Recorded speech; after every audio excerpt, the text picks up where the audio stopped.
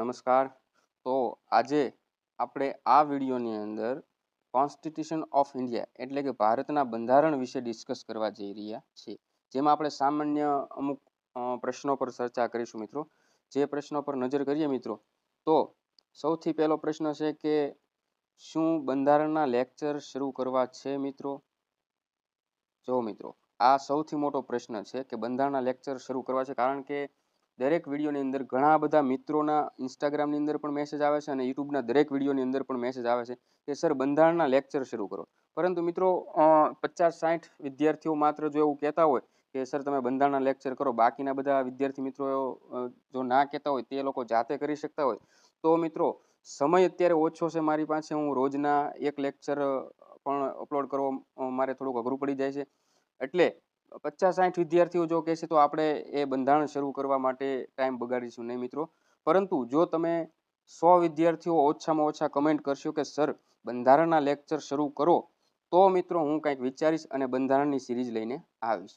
હવે મિત્રો, જો તમે 100 વિદ્યાર્થી મિત્રો કમેન્ટ્સ કરો છો કે સર બંધારણના લેક્ચર શરૂ કરવા છે, તમે લેક્ચર્સની સિરીઝ સ્ટાર્ટ કરો, તો મિત્રો આગળ એવા પ્રશ્નો ઊભા થાય કે સર અમારે બંધારણ કરવું છે, તો તમારે બંધારણ જે છે મારી પાસે જ કેમ ભણવું મિત્રો? તો એના ઘણા બધા રીઝન છે મિત્રો. કારણ કે હું જો વાત કરું તો હું બધી જ ટર્મની અંદર એક્ઝામની પ્રિપેરેશન કરી ચૂક્યો છું મિત્રો. જેમાં જીપીએસસી હોય કે પછી ડીવાયએસઓ હોય, એસટીઆઈ હોય, આ બધાની પ્રિપેરેશન કરી ચૂક્યો છું. અને એ સિવાય આપણી જે આ ટેકનિકલ ફિલ્ડની જે છે બરોબર, તે એક્ઝામની પણ પ્રિપેરેશન કરી ચૂક્યો છું. અને આ બધા જ ફિલ્ડમાં બંધારણ સબ્જેક્ટ જે છે તે કોમન છે મિત્રો. તો હાલ મને મારા પૂરતી એટલો પરફેક્ટ આઈડિયા આવી ગયો છે કે કયા એક્ઝામમાં કઈ એક્ઝામની અંદર કેવું બંધારણ પૂછાઈ શકે છે મિત્રો. મિત્રો બંધારણ તમને ભણાવવાવાળા બહુ બધા શિક્ષકો મળી રહેશે. શહેજાદ કાઝી સર જે બંધારણના બાદશાહ કહેવાય મિત્રો, એ પણ મળી રહેશે. પરંતુ તે દરેક જે શિક્ષક જે છે તે તમને ડિટેલની અંદર બંધારણ કરાવશે. હવે મિત્રો આપણે ડિટેલમાં કરવું કે ઉપર છલ્લું કરવું, એ જે છે એ આપણે વિચારવાનું. કારણ કે એની માટેના મિત્રો આગળના પ્રશ્નો એવા છે કે જે આપણે અંદર ડિસ્કસ કરવાના છે કે કેટલા માર્કનું પૂછાશે, બરોબર, કયા કયા ટોપિક્સ કરવાના રહેશે અને કેટલું ડિટેલમાં વાંચવું. આ પ્રશ્નો મિત્રો જે છે તે મહત્વના છે. કારણ કે હવે મિત્રો આ 3 ટોપિક વિશે આપણે વાત કરીએ તો કેટલા માર્ક્સનું પૂછાશે. આપણું કુલ પેપર જે છે તે 210 માર્કનું છે, જે સૌ કોઈને ખબર છે મિત્રો. આ 210 માર્ક જે છે તેમાંથી કુલ 30 માર્કની અંદર 4 સબ્જેક્ટ છે, બરોબર, જેમાં ગુજરાતી, ઇંગ્લિશ કોમ્પ્રેહેન્સિવ થઈ જાય અને કરંટ અફેર્સ થઈ જાય અને બંધારણ થઈ જાય. તો મિત્રો મારું માનવું છે ત્યાં સુધી કુલ 9 થી 10 માર્કનું જે છે તે બંધારણ હોઈ શકે મિત્રો. સમજાય છે મિત્રો? હા, તો કુલ 10 માર્કનું બંધારણ છે. કેટલા માર્ક્સનું પૂછાય છે? તો પહેલો, જો સૌથી પહેલો પ્રશ્ન કે શું બંધારણના લેક્ચર શરૂ કરવા છે? જો તમે બધા કમેન્ટ્સ કરો છો, ઓછામાં ઓછા 100 વિદ્યાર્થીઓ કમેન્ટ્સ કરે છે કે સર બંધારણના લેક્ચરની વિડીયો સિરીઝ શરૂ કરો, તો મિત્રો આગળના પ્રશ્નો એવા છે કે કેટલા માર્ક્સનું પૂછાય છે. જે આપણે જોયું કે 210 માંથી 30 માર્કનું જે છે એ 4 સબ્જેક્ટ છે જીકેના, જેમાંથી 9 થી 10 માર્કનું બંધારણ પૂછાઈ શકે છે મિત્રો. એ સિવાય મિત્રો હું જ્યારે જો વિડીયો લેક્ચરની સિરીઝ શરૂ કરાવીશ તો હું તમને એ પણ સમજાવીશ કે આપણે કયા કયા ટોપિક કરવા અને કયા ના કરવા મિત્રો. કારણ કે મિત્રો 700 થી 800 પેજની બંધારણની બુક હોય છે. યુવા ઉપનિષદ લઈ લો, વિકલ્પ કોટવાલ લઈ લો કે પછી શહેજાદ કાઝી સરની લઈ લો, બધી જ બંધારણની બુક ફૂલ ડિટેલમાં હોય છે મિત્રો. હવે તમે પ્રેસિડેન્ટ ઓફ ઇન્ડિયા એટલે કે રાષ્ટ્રપતિનો મુદ્દો કરવા જઈ રહ્યા છો, તો તે 25 પેજનો ટોપિક છે મિત્રો. તો આપણે એમાંથી 2 માર્ક્સનું અથવા તો 1 માર્કનું પૂછાઈ શકે, તો આપણે કેટલું કરવું, બરોબર, તે મહત્વનો પ્રશ્ન છે. તે પણ હું ડિસ્કસ કરીશ. અને મિત્રો કેટલું ડિટેલમાં વાંચવું જે સૌથી મહત્વનો પ્રશ્ન છે. બંધારણની અંદર જો તમે બધી જ વસ્તુ કરવા બેઠો તો આગળના 210 માંથી 10 માર્ક તમારે કવર થઈ જાય, પરંતુ આગળના 200 માર્ક તમારે બાકી રહી જાય. કારણ કે બહુ મોટો સબ્જેક્ટ છે મિત્રો. પ્રિપરેશન કરતા વિદ્યાર્થીઓ જે છે તેમાંથી 50% વિદ્યાર્થીઓ બંધારણ સબ્જેક્ટનું નામ સાંભળીને ત્યાં ભાગે છે. કારણ કે જેવા મારા અનુભવ રહ્યા છે, મારું ફ્રેન્ડ સર્કલ છે, બધાના મેં રિવ્યૂ લીધેલા છે. બંધારણ સબ્જેક્ટ દરેક વ્યક્તિને અઘરો પડતો હોય છે. પરંતુ મિત્રો જો આપણે સ્ટાર્ટ કરીશું તો હું ઓલરેડી 3 થી 4 ઓફલાઈન બેચ જે છે મારા વિદ્યાર્થી છે તેઓને હું બંધારણ સમજાવી ચૂક્યો છું. અને બંધારણ મારો ખુદનો પર્સનલી ફેવરિટ સબ્જેક્ટ છે મિત્રો.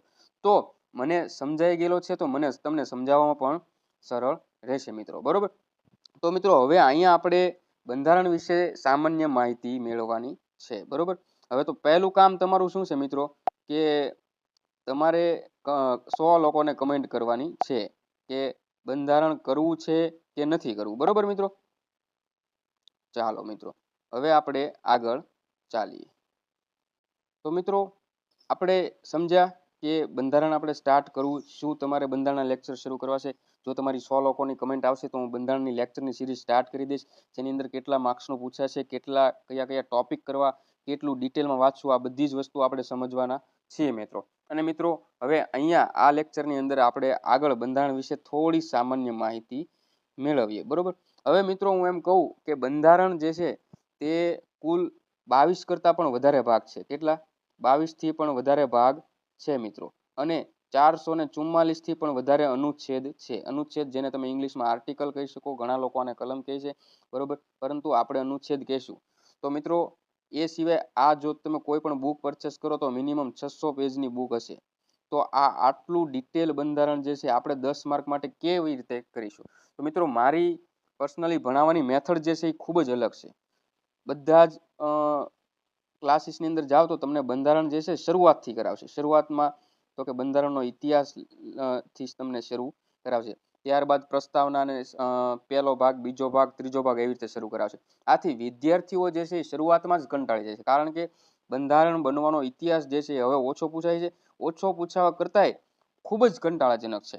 અંગ્રેજોએ અલગ અલગ કાયદા લાવ્યા, આ તેને એ બધી વસ્તુ જે છે ઓછી પૂછાય છે ને ત્યાંથી આપણે સ્ટાર્ટ કરીએ તો આપણને એ સમજવામાં અઘરું લાગે છે. પરંતુ મારી મેથડ એવી છે મિત્રો કે હું બંધારણ જે છે એ શરૂઆતથી નથી કરાવતો, પરંતુ સેન્ટરથી સ્ટાર્ટ કરાવડાવું છું. અને આ સેન્ટરની અંદર કોણ રહેલું છે મિત્રો? તો કે ભારતના રાષ્ટ્રપતિ, એટલે કે પ્રેસિડેન્ટ ઓફ ઇન્ડિયા, જેને આપણે ટૂંકમાં પી કહીશું. હા મિત્રો, આ રાષ્ટ્રપતિ જે છે તેને સૌથી પહેલા કરવાનું કારણ શું? હવે હું તમને કહું. બંધારણના કુલ 22 ભાગ છે. આ 22 ભાગ છે, 22 ભાગ સાથે કંઈક ને કંઈક કનેક્શન ધરાવે છે. કોણ? એકમાત્ર વ્યક્તિ, એ છે ભારતના રાષ્ટ્રપતિ, એટલે કે પ્રેસિડેન્ટ ઓફ ઇન્ડિયા. મિત્રો સમજાય છે? પ્રેસિડેન્ટ ઓફ ઇન્ડિયા જે છે તે દરેક ભારત ના બંધારણના દરેકે દરેક અનુચ્છેદ સાથે, દરેકે દરેક ભાગ સાથે કંઈક ને કંઈક રીતે કનેક્શન ધરાવે છે. જો એકવાર તમે રાષ્ટ્રપતિ કરી લેશો, બરોબર, એકવાર તમે ભાગ 5 કરી લેશો, એટલે આગળનું બધું જ બંધારણ સમજવું તમારે સાવ એટલે સાવ સરળ થઈ જાય છે. મિત્રો, તમારે, હું જો તમને બંધારણ કરાવીશ તો તમારે અનુચ્છેદ ક્યાંય ગોખવા નહીં પડે. બરોબર? અનુચ્છેદ તમને આપમેળે યાદ રહી જશે. થિયરી તમારે ક્યાંય ગોખવી નહીં પડે. થિયરી પણ તમને આપમેળે યાદ રહી જશે, કારણ કે હું અહીંથી સ્ટાર્ટ કરાવીશ. બંધારણના સેન્ટરથી, બંધારણના કેન્દ્રથી તમને ભણાવવાનું સ્ટાર્ટ કરીશ. કારણ કે રાષ્ટ્રપતિની વાત કરીએ તો રાષ્ટ્રપતિ ભાગ 1, બંધારણ બન્યા, અલગ અલગ રાજ્યોની સીમા બાંધી, બરોબર, તેની સાથે કનેક્ટેડ છે. નાગરિકતા, અલગ અલગ નાગરિકતા આપી છે. પાકિસ્તાનથી ભારત આવે એ લોકો નાગરિકતા આપી, ભારતથી પાકિસ્તાન ગયા એ લોકોની નાગરિકતા રદ કરી, એમાં પણ રાષ્ટ્રપતિ કનેક્ટેડ છે. ભાગ 3, જેમાં મૂળભૂત અધિકારો સાથે પણ છે. રાજ્યનીતિના માર્ગદર્શક સિદ્ધાંતો ભાગ 4 સાથે પણ છે. અને ભાગ 5, જે બંધારણનો ખૂબ મોટો અને ખૂબ આઈએમપી ભાગ છે, તેની સાથે ભાગ 5 સાથે પણ રાષ્ટ્રપતિ કનેક્શન ધરાવે છે. કારણ કે રાષ્ટ્રપતિનું ખુદનું પોતાનો ઉલ્લેખ ભાગ 5 ની અંદર છે. પછી ભાગ 6 હોય મિત્રો, સુપ્રીમ કોર્ટ હોય, હાઈકોર્ટ હોય, યુપીએસસી હોય, નાણાં પંચ હોય, દરેક વસ્તુ, યુપીએસસી, જીપીએસસી હોય, બરોબર, દરેકે દરેક વસ્તુ સાથે રાષ્ટ્રપતિ જે છે તે સંબંધ ધરાવે છે, કનેક્શન ધરાવે છે. આથી આપણે જે ભણવા જઈશું, બરોબર, તે રાષ્ટ્રપતિથી શરૂઆત કરીશું. હવે મિત્રો, બંધારણ શું છે? બરોબર, તો હું તમને વાત કરું તો બંધારણ એટલે કોઈ પણ વસ્તુની વ્યવસ્થિત ગોઠવણી. તો આપણા દેશને બંધારણની જરૂર કઈ રીતે પડી? તો મિત્રો, જ્યારે ભારત આઝાદ થયો, આઝાદ ક્યારે થયો? 15 ઓગસ્ટ 1947 આઝાદ થયો. આ બધાને ખબર છે આપણને, બરોબર. 15 ઓગસ્ટ 1947 ભારત આઝાદ થયો, ત્યારે શું ભારતની અંદર સુવ્યવસ્થિત રીતે ગોઠવણી હતી? રાજ્યોની હોય, ભારતની જનતાની હોય, ભારતની અંદર કાયદા કાનૂનની હોય, ભારતની અંદર સંપત્તિની હોય, શું સુવ્યવસ્થિત ગોઠવણી હતી? નહીં સર. કારણ કે દરેકે દરેક રાજ્ય છૂટું છવાયું હતું. સ્ટેટ, રજવાડાઓ જે છે છૂટા છવાયા હતા. તો કોઈ બ્રિટિશ દ્વારા જે જપ્ત કરાયેલા પ્રાંત હતા તે પણ હવે બ્રિટિશ અંડરમાં હતા, તે પણ હવે છૂટા થઈ ગયા હતા. કોઈ પણ રીતે નાણાંની કોઈ પણ સરખી વહેંચણી નથી, બરોબર. લોકો માટે કોઈ કાયદા કાનૂનની પણ સરખી વહેંચણી નથી. આથી ભારતના અલગ અલગ વિદ્વાન માણસો ભેગા થયા, જેમાંથી 60 થી 70% જેટલા લોકો જે છે વકીલ હતા. તેઓએ જ્યારે ભારત આઝાદ થયું ત્યારે બધા બેઠક કરી અને નક્કી કર્યું કે આપણે આપણા દેશને એક પ્રોપર આકાર આપીશું મિત્રો, બરોબર. દેશને સારું એવું બંધારણ આપીશું કે જેની અંદર સીમાઓ સરખી રીતે ગોઠવાયેલી હોય, બરોબર, રાજ્યોનું સરખી રીતે વિભાજન હોય, બરોબર. આ મિત્રો અત્યારે તમને કદાચ થોડું સમજવામાં અઘરું લાગે, પરંતુ જ્યારે બંધારણ શરૂ કરીશું ત્યારે તમારે વાંચ્યા વગર તમારા મગજમાં ઉતારી દેવાની જવાબદારી મારી, બરોબર. સીમાઓ સરખી રીતે ગોઠવેલી, રાજ્યોની વ્યવસ્થિત રીતે ગોઠવણી હોય મિત્રો, બરોબર. જાહેર જનતા માટે કાયદાઓની બનાવટ હોવી જોઈએ મિત્રો, સારા એવા કાયદા જેથી સમાજની અંદર સુવ્યવસ્થિત વ્યવસ્થા જળવાઈ રહે મિત્રો. શિક્ષણ માટેના પણ કાયદા હોવા જોઈએ મિત્રો, બરોબર. શિક્ષણ માટે, પછી તે સિવાય ન્યાયતંત્ર હોવું જોઈએ, કોર્ટની વ્યવસ્થા અંગ્રેજો તો દઈને ગયા હતા, પરંતુ આપણે સુધાર સાથે આ નવા બંધારણની સાથે આપણે જ્યુડિશરી સિસ્ટમ, ન્યાયતંત્ર પણ આપણે સારું એવું બનાવીશું. અને આવું બધું નક્કી કરીને તે બધા સાથે બેઠક કરી, બરોબર. બેઠક કરી જેમાં અલગ અલગ વિદ્વાનો જે છે એ ભેગા થયા, ટેબલ ઉપર બેઠા, આપણે આવી રીતે સમજી લઈએ, અને ભારતનું બંધારણ બનાવવા લાગ્યા, જેમાં અલગ અલગ દેશના બંધારણો જે છે તેને લાવવામાં આવ્યા, દરેક વસ્તુને વાંચ્યા અને દરેક દેશની અંદરથી થોડું ને થોડી વસ્તુ જે છે તે ઉઠાવી અને ભારતના બંધારણની અંદર એડ કરી મિત્રો. જેમાં જર્મની હોય, આયર્લેન્ડ હોય, કેનેડા હોય, દરેક દેશમાંથી થોડુંક ને થોડુંક લીધું અને એને ભારતના બંધારણમાં મૂક્યું મિત્રો. કુલ આ બેઠકને કુલ 2 વર્ષ, બરોબર, 2 વર્ષ 11 મહિના અને 18 દિવસ લાગ્યા. કેટલા? 2 વર્ષ 11 મહિના અને 18 દિવસ લાગ્યા મિત્રો. 2 વર્ષ 11 મહિના અને 18 દિવસ લાગ્યા. ત્યારબાદ એ લોકોએ ફાઇનલી બંધારણ બનાવી ચૂક્યા હતા. સમજાય છે મિત્રો? ફરીથી એકવાર થોડું એવું સમજી લઈએ મિત્રો. સૌથી પહેલા ભારત જ્યારે આઝાદ થયું ત્યારે ભારતની અંદર બધું અસ્તવ્યસ્ત હતું. ભારતના રાજ્યો હોય કે પછી ભારતની પબ્લિક માટેના કાયદા હોય, ન્યાયતંત્ર હોય, કાંઈ પણ એક પણ વસ્તુની સુવ્યવસ્થિત ગોઠવણી ન હતી. સુવ્યવસ્થિત, બરોબર. આથી આ સુવ્યવસ્થિત ગોઠવણી કરવા માટે મહાન વિદ્વાનો જે છે એ ભેગા થયા અને તેઓએ એક બેઠક કરી કે આપણે ભારત દેશ માટે બંધારણ બનાવશું. આ બંધારણ માટે તેઓએ અલગ અલગ દેશના બંધારણનો અભ્યાસ કર્યો. કેનેડા હોય, આયર્લેન્ડ હોય, ઇંગ્લેન્ડ હોય, અમેરિકા હોય, દક્ષિણ આફ્રિકા હોય, જર્મની હોય, બધા જ દેશમાંથી જે પણ વસ્તુ સારી લાગી તે બધી લઈને એને ક્યાં મૂકી? આપણા દેશના બંધારણ માટે ઉપયોગમાં લીધી. પછી બંધારણ જે છે તે બનાવ્યું. 2 વર્ષ 11 મહિના અને 18 દિવસ સુધી ચાલી આ બેઠક, જેની અંદર ફાઇનલી બંધારણ બન્યું મિત્રો. ત્યારબાદ તેઓએ નક્કી જે રીતે કર્યું હતું, સીમાઓની ગોઠવણી, રાજ્યોની ગોઠવણી, દેશની અંદર કાયદા કાનૂનની વ્યવસ્થા, શિક્ષણની વ્યવસ્થા અને દેશની અંદર સારું એવું ન્યાયતંત્ર પ્રોવાઈડ કરવા માટે સંપૂર્ણ બંધારણ બનાવીને તૈયાર કર્યું. અને આ બંધારણને 26 જાન્યુઆરી, કેટલી મિત્રો? 26 જાન્યુઆરી 1950 ના રોજ અમલમાં મૂક્યું. હવે જુઓ મિત્રો, આ 2 તારીખ વચ્ચેની મેં તમને સામાન્ય ઘટના કીધી છે. કઈ 2 તારીખ? તો કે 15 ઓગસ્ટ 1947 થી 26 જાન્યુઆરી 1950. આ 2 તારીખની વચ્ચે બંધારણ બનવાની ઘટના થઈ. અહીંયા ભારત આઝાદ થયું હતું, સ્વતંત્ર ભારત થયું હતું. ક્યાં? 1947 ની વાત કરીએ મિત્રો, બરોબર. 15 ઓગસ્ટ 1947 ના રોજ ભારત જે છે તે આઝાદ થયું હતું. એનો મતલબ એવો થયો કે ભારત સ્વતંત્ર થયું, બરોબર. સ્વતંત્ર થયું, પરંતુ ભારત પ્રજાસત્તાક ક્યારે બન્યું? તો કે 26 જાન્યુઆરી 1950. કારણ કે ત્યારે બંધારણ બની ચૂક્યું હતું અને ફાઇનલી પ્રજાના હાથમાં સત્તા સોંપવામાં આવી હતી. ડેમોક્રેસી, લોકશાહી જે છે એ અપનાવવામાં આવી હતી. પ્રજાસત્તાક બન્યું ક્યારે? 26 જાન્યુઆરી 1950 ના રોજ મિત્રો. આ જે છે એ બંધારણનો ઓવરવ્યૂ છે. હવે બંધારણની અંદર ખરેખર બંધારણ તમે ભણવા જઈ રહ્યા છો તો બંધારણની અંદર છે શું તેનો આપણને આઈડિયા નથી, તો એકવાર ઓવરવ્યૂ લેવો જોઈએ. બંધારણની અંદર તમે જે કાંઈ અત્યારે જોઈ રહ્યા છો, બરોબર.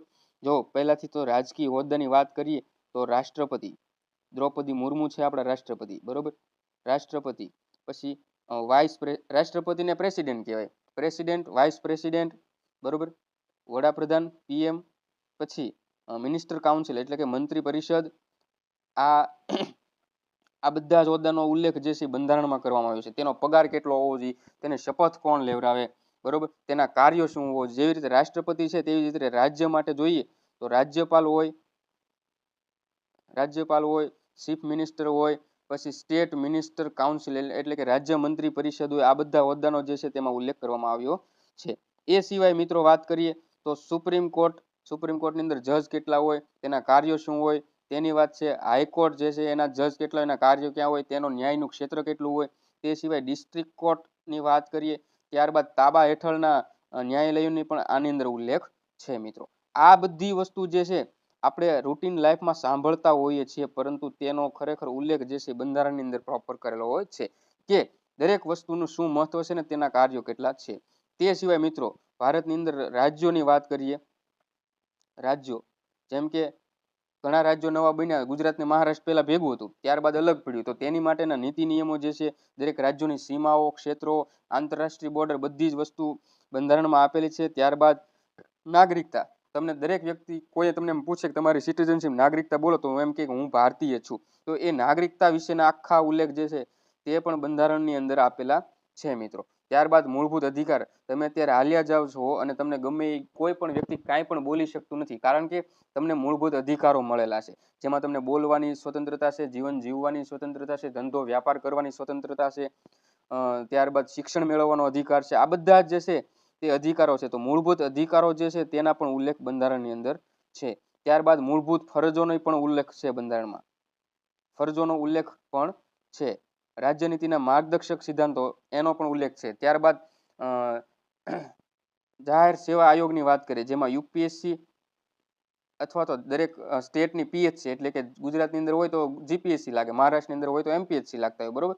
તો પીએચસી એટલે પબ્લિક સર્વિસ કમિશન, બરોબર. આ બધા જ સંસ્થાઓ જે છે જે કર્મચારીઓની નિમણૂક કરે તેનો પણ ઉલ્લેખ થાય છે બંધારણમાં. મિત્રો બંધારણ જે છે એ જીવનમાં એકવાર સમજવું જોઈએ, એકવાર વાંચવું જોઈએ, બરોબર.